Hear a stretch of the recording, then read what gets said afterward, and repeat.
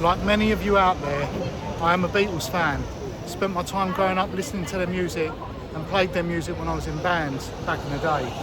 And today my aim is to knock off some more bucket list locations, and I'd like to take you, the Crimsonians, along with me. So let's visit some of the key locations of the Fab Four, and wearing an appropriate t-shirt and glasses. Shall we? I'd like to conclude this video at Abbey Road, one of, if not the most iconic album covers of all time. And the first location is right here, when in 1963, John Lennon made the famous quote when performing for the Queen, when here at the Prince of Wales Theatre. He made this statement right here in this building, and I'm paraphrasing: those in the cheap seats can clap your hands and the rest can just rattle your jewellery. That was right here, inside this building. I believe he said that before playing Twist and Shout, and that wasn't all he was going to say initially either, but that's for another story.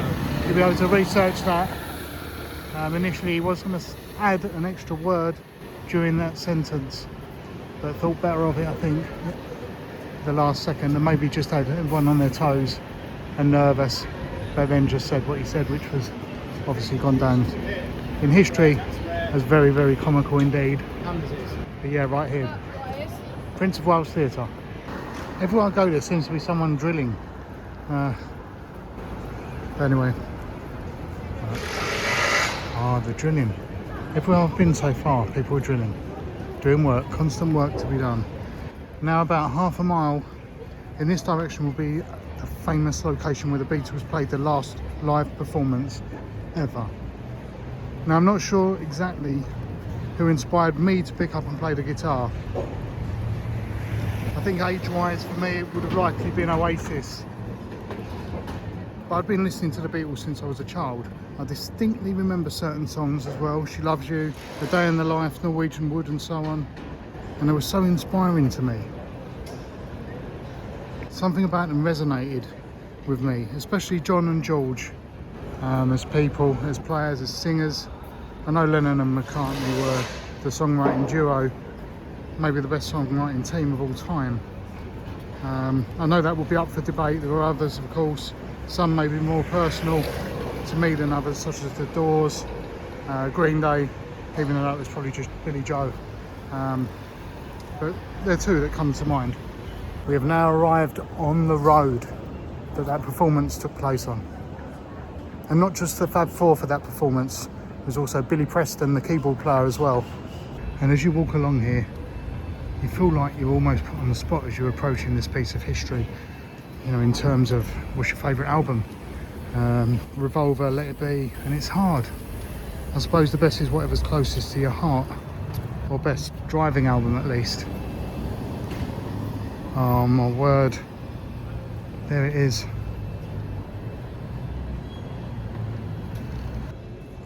Their final live performance ever happened right up there on that roof. I've tried to avoid the drilling the best I can, but there's still someone drilling just along down on this side. But yeah, it still looks identical. Number 3, Savile Row, and it was all live.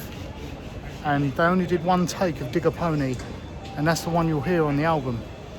And of course the other songs, including I've Got a Feeling. And I think that's certain songs, poignant songs that you listen to during, I know, hard times in your life. Let It Be comes to mind. They become emotionally significant and healing in a way.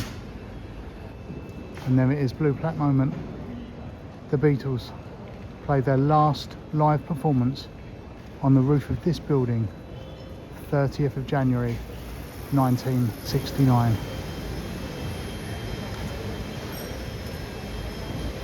Very cool. I did try to get access to the roof as well as the adjacent buildings. The one across the street here behind me, to at least the roof, or maybe line up some shots. But sadly that wasn't possible. But some exciting news.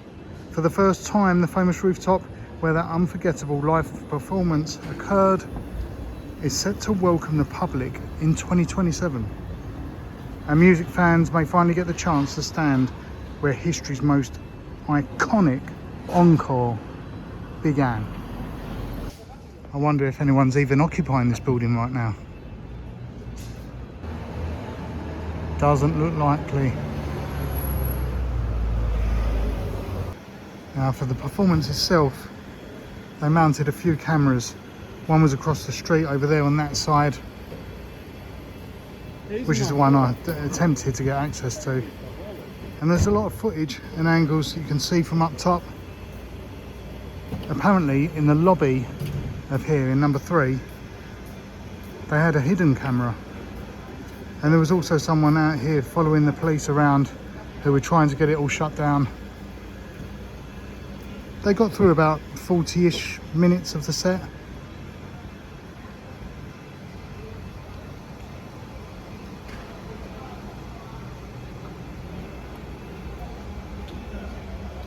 Through that door. If only. But as I say, in 2027, I think we'll come back. Definitely come back. A massive piece of music history right there. And I guess nowadays people pass it, tourists, even Beatles fans, and not know that right above them, that monumental event took place. Unbelievable. Right there, up on that roof. Now here's another building where a cameraman managed to get up on that roof and was filming downwards.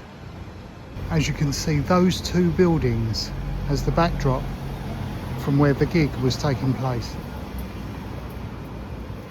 The more I think about it, it's tough to pick a favourite Beatles album, let alone song, but I guess it's different for everyone. Like a fine wine, whatever floats your boat, or submarine. Only if it's a yellow one. White Album just sprang to mind as well. But up there was the last time anyone in the public eye could have seen them. Truly amazing. Now I'm not sure anyone really tries, but let's see if this basement gate's open here. Yes it is. Oh wow, look at this. Let's go and check out the basement. Here we go, exciting stuff going down to the basement. Not everyone would know this, but the recording studio was down here in this basement. Behind these very windows was the recording studio. Boy, if I had a time machine. Apple Corporations were in here for the final sort of timeline, for the duration of the Fab Four. But you can't see in. You can't see in those windows, unfortunately. But it's maybe for the best, for it could never emulate those scenes you would have witnessed back then. But right in there, blows my mind. Outstanding. What privilege. There, right in that basement. Beautiful. I bet someone else has seen me do this with a gate now, and then they'll be down there in about 2 seconds. Always look at buildings and always push gates. That's the advice I give. But never trespass, because that's not good. So, roof terrace there. Basement here. How amazing is this? How fulfilling. And also, surprisingly, yet understandably, nostalgic. In the footsteps of the Beatles. So from an unassuming street to another key location, the Palladium. And I guess where we just were, I bet almost on a daily, if not weekly basis as time goes by, people stand looking up at that roof that at present is out of bounds, and passers-by look at them and think, what the hell are they looking up at up there? Funny in a way. So anyway, here at this venue, This is where they performed, and the media, all the news outlets, in fact, coined the phrase that drove everyone crazy at the Beatles concert. They coined the phrase Beatlemania after a show here at this very venue. So that term Beatlemania originated right here. And also, if we look just over to the right hand side, Brian Epstein's office was right next door. Here above are Five Guys. And where in 1966 John Lennon made the remark that was so controversial and a lot of people reacted to, which was the band was bigger than Jesus. I think Oasis tried to top that as well, or match it in some way by saying they were bigger than the Beatles. But even me, as an Oasis fan who had the pleasure of meeting Liam Gallagher many moons ago in a bar in Manhattan, even I have to say, and I'm sure Liam would agree, the Beatles, come on, are one hard act to follow. Now for a moment, if we focus on Paul McCartney, he's got some emotional songs as strings to his bow. Yesterday, for example, that he got the idea for at the apartment of an ex-girlfriend here on the corner of Wimpole Street. Apparently he woke up one morning with a melody in his head. No lyrics as yet, but got up and started to jot down some words in this apartment right here on Wimpole Street. And not just yesterday, but also here in that basement over there. We're going to go over to that in about 2 seconds. John and Paul wrote, I want to hold your hand. 57, definitely 57. Because there's an interview with Paul saying he had to climb out of the window. Must be that window there. Yeah, let's go up round this way, round this side. Because according to Paul McCartney, there was a colonel living at number 56, which is that one there. So the upstairs of 57 would have been there. According to McCartney, he had a dream up there with the tune for Yesterday. And then in the basement, which should be down here, Paul McCartney and John Lennon down in that basement. How amazing. They wrote, I want to hold your hand, right in there. And the door's open. But yeah, right down in that basement, John and Paul wrote, I want to hold your hand. Unbelievable. All these little gems sprawled out all over London. Not just London, the UK, the world. But yeah, Colonel's house. Paul used to come out that window. And I want to hold your hand. Right down there. I don't know if this basement gate is open. No, this one's locked. Just try pushing it. But yeah, here on Wimpole Street, if you come here, don't be bedazzled by this one at the end. It's a grand looking building. It's a beautiful looking building, but that is 57A. And 57 is right there. Colonel's house next door. Number 57.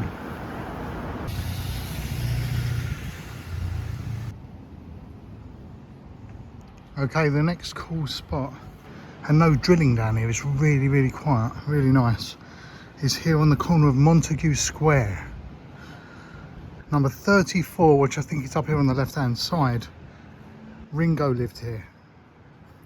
And I think John lived here for a while. Apparently even Jimi Hendrix would crash here now and then.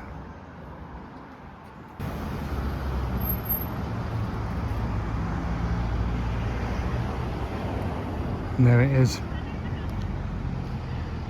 Number 34. Montagu Square. John Lennon, 1940 to 1980. Well, he died in 1980. Musician and songwriter, lived here in 1968.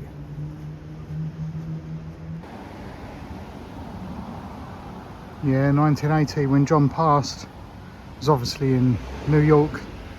There's so much history here, especially in these basements, I'm finding out. So I'm hearing that Ringo had the first floor, or maybe the ground floor, and the basement. And he rented it to Paul, John and Yoko for a while. That basement right there. Awesome. And McCartney came up with a few demos in there. I'm Looking Through You, which I really like, and Eleanor Rigby, another fantastic number. Recorded much later, but that's where he came up with the idea anyway in there. Looks absolutely superb with that beautiful car, that Volvo sitting outside, so classic. But also there's an album cover where John and Yoko posed in their birthday suits, naked down in that basement by the windows there. Or the ground floor, who knows.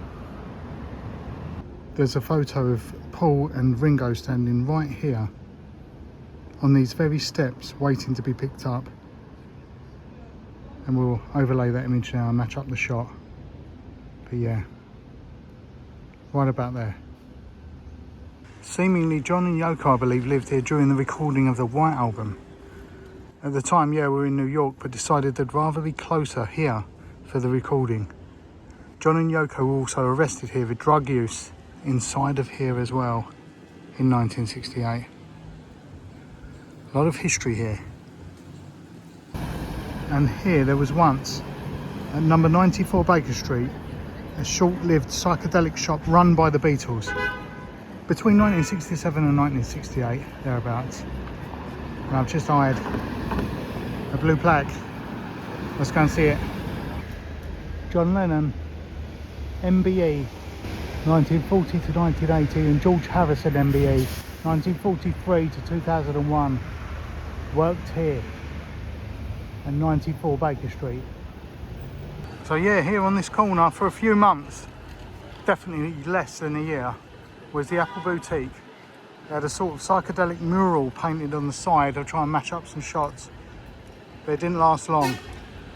In the late 60s, they thought it was a good idea to open the store. McCartney was on board, Apple Corporations was very much on board. However, supposedly the reason it was closed was because of theft. Weird to think that in this area now, but in the 60s, who knows? Different time, I guess. Maybe there was such an overwhelming demand for Beatles merch, they just wanted to grab and run.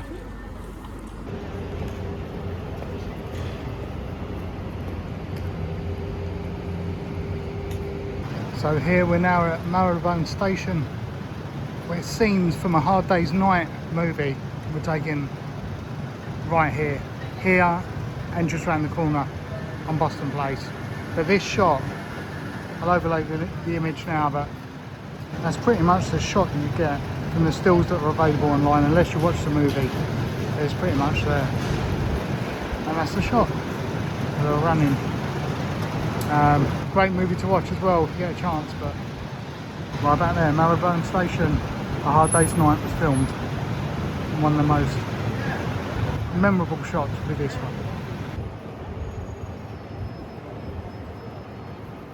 Boston Place, beside London's Marylebone Station in NW1, is best known to Beatles fans as the setting for the opening moments of A Hard Day's Night, filmed in 1964. In the film's iconic first sequence, John, George and Ringo race down Boston Place while being pursued by crowds of screaming fans, capturing the energy of early Beatlemania. Marylebone Station itself doubled as Liverpool Lime Street Station in the movie, with both the street and station forming a key backdrop to the band's cinematic debut. And remarkably, much of Boston Place remains recognisable today, allowing visitors to stand where one of the most memorable opening scenes in British film history was shot. And I think it's further down there. So we're going to take a walk this way and I'm going to try and line up the shot perfectly. If we can find it, God willing, this way, I'm thinking it's this way, I'm feeling it's this way. But as we know from the past, you have to go a long way out of your way to then realise you have to go a long way back to get where you should have been. You should have been in the first place. But it's tiring walking around, and I should have really counted these steps today, because I'm quite sure I've walked across London and back again. But it's all worth it. I should have had one of those really. Good timing. Best way to travel across London by bike. And that's it. That's pretty much the shot taken from A Hard Day's Night, when they're being chased down the street right about there. Movie matchup accomplished. From the Beatles walking in their footsteps. Amazing. Yeah, here's a shot taken from a little further back.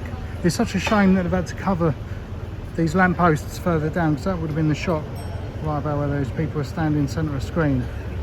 But you still get the idea.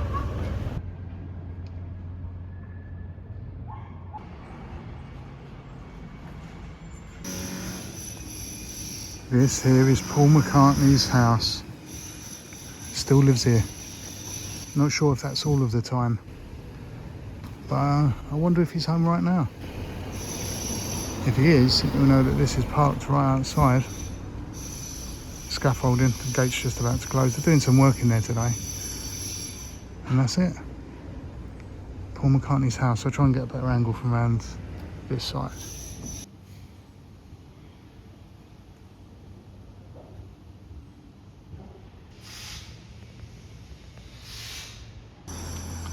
There we are, Paul McCartney's house, with scaffolding in the foreground. I've just seen something else here on Cavendish Avenue, which is really cool. That house there, number 1, if we zoom into that blue plaque, non-Beatles related but rock and roll music related, is that, which is Billy Fury, English musician, lived right there in that house. So for any Billy Fury fans, there it is.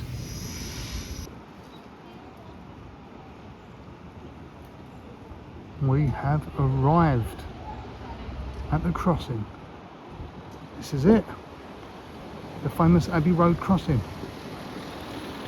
It's amazing that I'm this close to one of the most iconic, if not the iconic, album covers of all time. Right there. I'm looking around. I know there's a lot of work going on at the moment, but if you look over here, was this intersection even here? And where did the photographer stand?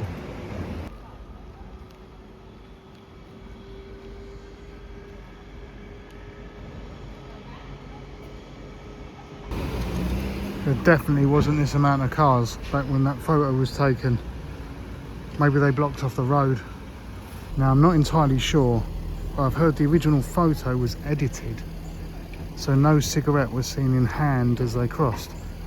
Yeah, that's right, originally a cigarette appeared, and then the later version you see of said photo, no cigarette. I bet these drivers must get so frustrated. I mean, I know there's temporary traffic lights here at the moment, work's going on, but having to keep stopping for photo opportunities, selfie opportunities.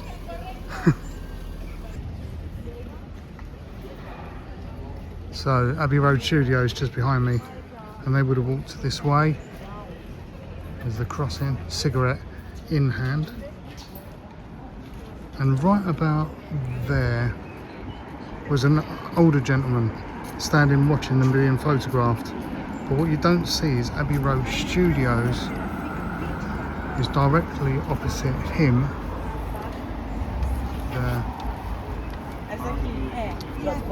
And what he's looking at is this angle.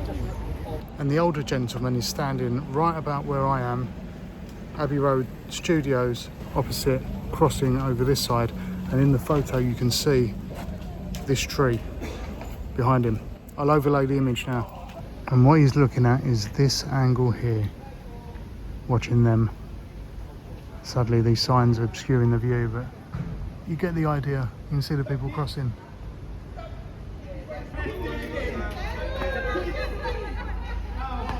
So these guys are trying to get into the exact positions and they've just been sent back. I guess the Uber Eats guy goes straight through. He doesn't have to stop. Yeah, so where that older guy was standing was about there, centre of screen, and there's the tree just behind him, about there.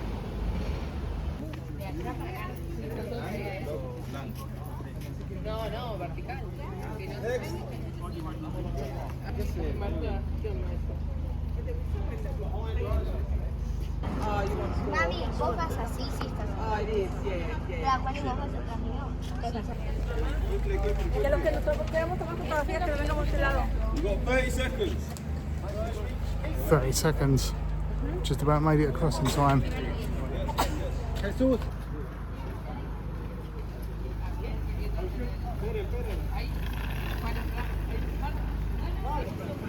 Next, quickly, you got 10 seconds.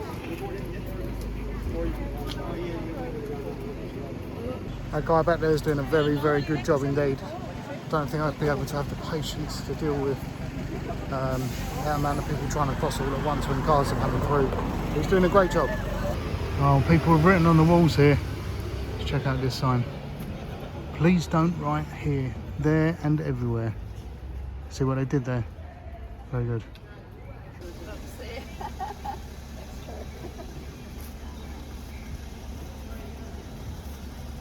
And no entry to the car park here at the studios.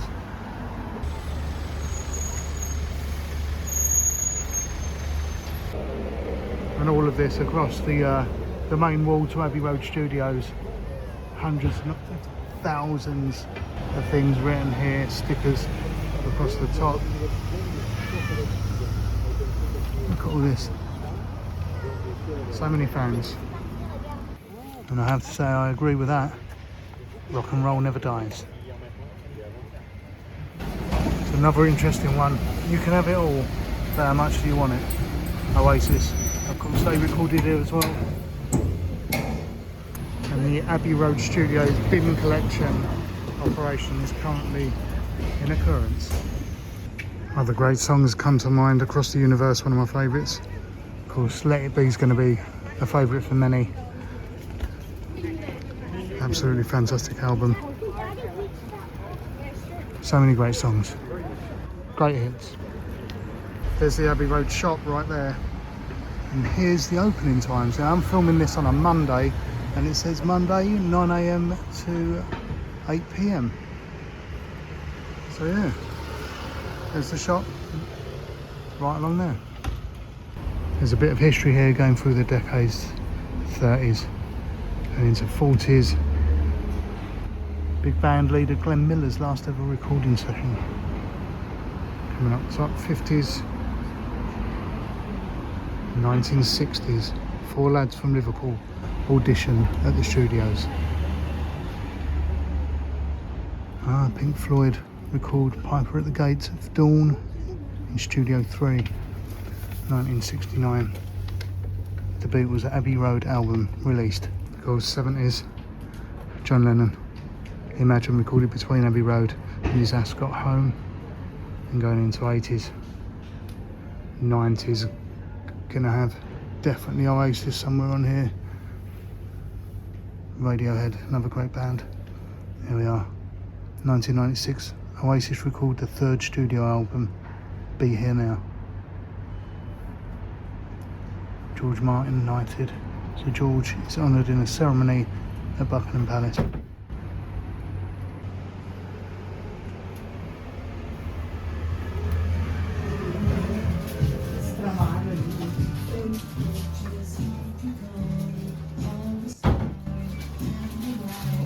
So cool.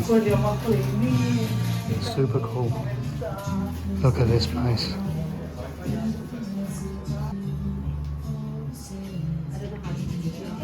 Everything you need in there. Every bit of Beatles merch you could ever wish for is going to be found in here. I wonder if they've got some signed stuff. All the great albums in as well. Hard Day's Night, Revolver, Sgt. Pepper's, Rubber Soul.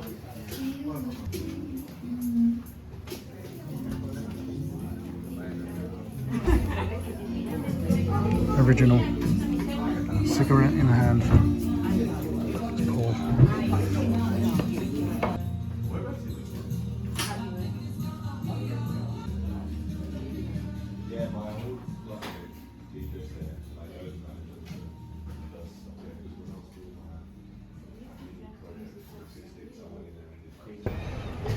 Tomorrow Never Knows. Another favourite. Also, just coming out of the shop, I had a chance to check that album cover again at Abbey Road, and where that gentleman was standing, it was right where I was standing earlier. Not only could you see the tree in the background, but also that pillar to the entrance to this property right here.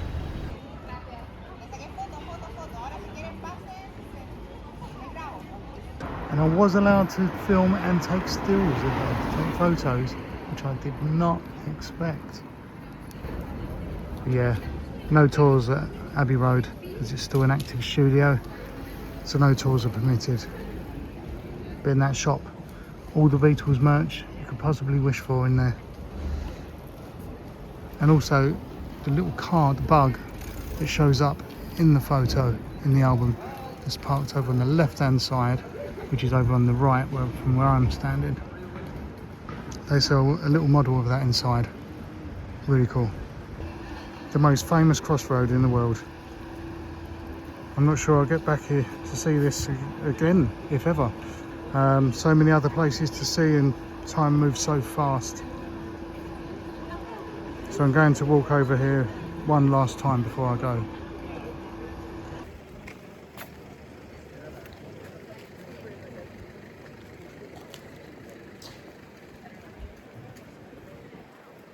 So apparently here in St John's Wood Station, they have the Helter Skelter gift shop. I think it was called the Beatles Coffee Shop, and then they reverted back to Helter Skelter. And I think I can see Beatles Coffee Shop. It says that side. Oh, the coffee shop's around here.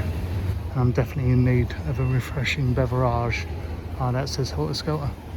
So maybe the coffee shop is the Beatles coffee shop and the gift shop is Helter Skelter, that makes sense. And there, the Fab Four peeking out from around the corner. Paul, John, George and Ringo. And they've got some really good stuff. Not as much as the Abbey Road studio shop, understandably. But one thing that shop didn't have was a little drum kit for Ringo, which I have here. Yes, got some good stuff, good coffee as well in here. Great guy behind the counter. And the Beatles mug, Yellow Submarine up there. Yeah, it's a great little coffee shop. Refreshing beverage acquired from Electric Coffee Company. It's very good. I just went for a black Americano from the one and only Beatles coffee shop. And with that being said, I hope you enjoyed this video, this Beatles tour as it were. Please like and subscribe if you do enjoy the content, because that way YouTube will show it to more people who also can then enjoy what we're trying to do here and seeing these fantastic locations, real life locations of interesting places and people. So with that being said, I'll see you in the next video. Cheers.